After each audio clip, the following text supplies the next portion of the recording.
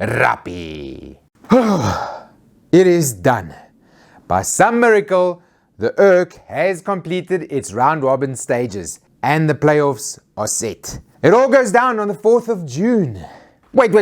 There will be plenty of time to do previews next week though. For now, let me indulge a little and judge every team in the competition and give my totally uncalled for opinion on each one. Let's start where it makes sense, with the lower middle table, or the upper lower table. The Lions of Johannesburg. Since my videos are so completely devoid of bias, most people won't know that this is the team I support, unfortunately. The Lions have always tried to play an exciting, fast and expansive brand of rugby, with a monster scrum sprinkled on top.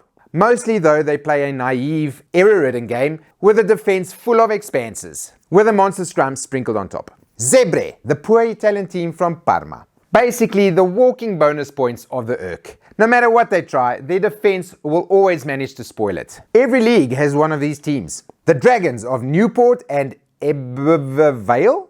I guess it's one of those regions the Welsh keep talking about.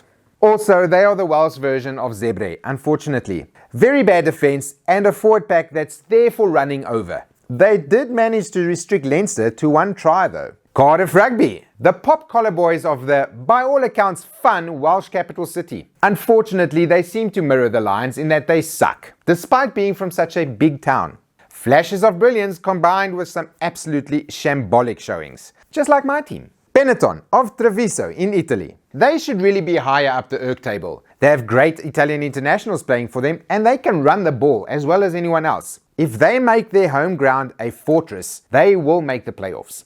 Connacht of Galway in Ireland. Their stadium is also a dog racing track, which is the most Irish thing I've ever seen. Pretty good team, but poor compared to their Irish compatriots. They score plenty of tries, but leak plenty more as well. The Scarlets of Llanelli in Wales. Connacht, but in red.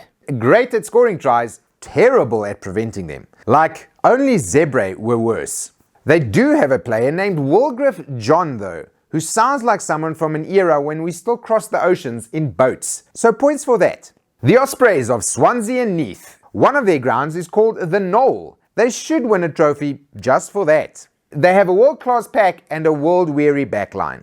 And for some reason, I can only picture their games in the wet and dark. The Glasgow Warriors of Glasgow. First half monsters, second half mice. Glasgow relish in sending their back row running at you hard. But they don't seem to be able to keep up that assault. And they always leak a lot of points in the second half. Edinburgh. These Scottish teams don't leave much to the imagination. My favorite team from the north. They run the ball like crazy. And I spent Christmas 2017 in Edinburgh. Look at these cool photos I took. There we are in the Christmas market. There I'm in the Starbucks. This was at the museum. What a cool town.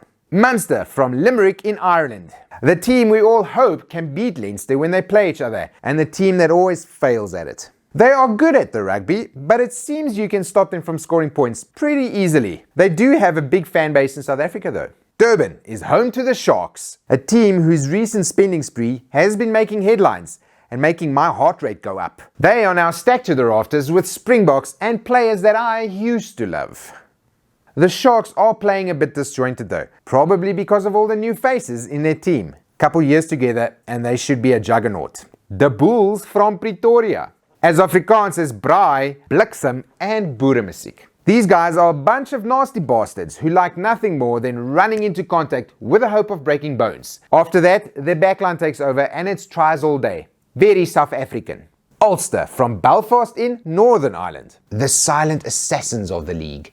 Without much singing and dancing, they've managed to beat Leinster twice and finish third in the league. Maybe it's the white shirts? You just don't expect them to be this good. The Stormers of Cape Town. The feel-good story of this season. Over the last few years, they've lost massive global rugby stars. They've gone into massive debt. They've had to kick out their CEO. They've lost their beloved Newlands. And SA Rugby had to take over the running of the place. That last thing though might be helping because they have been playing amazing rugby. It's just Offloads, offloads, offloads, offloads all day long. Very fun to watch. And finally, Leinster of Planet Apocalypse, the great monster that is consuming Europe and now Africa as well. This is a top 3 international side masquerading as a club team. It'll take a monster effort to stop them from winning both the Urk and the Heineken Cup. Woe betide anyone who enters the sacrificial pits they call their home stadiums. And that's what I learned about all the teams from the first ever league stage of the URC. It really is purring along nicely now. I really like it. No Urk this coming weekend though. It's the Heineken Cup final with that monster Leinster taking on La Rochelle. Poor La Rochelle. I'm putting my money on Leinster. That squad, man. Good grief. And that's all the rugby update time I have this week.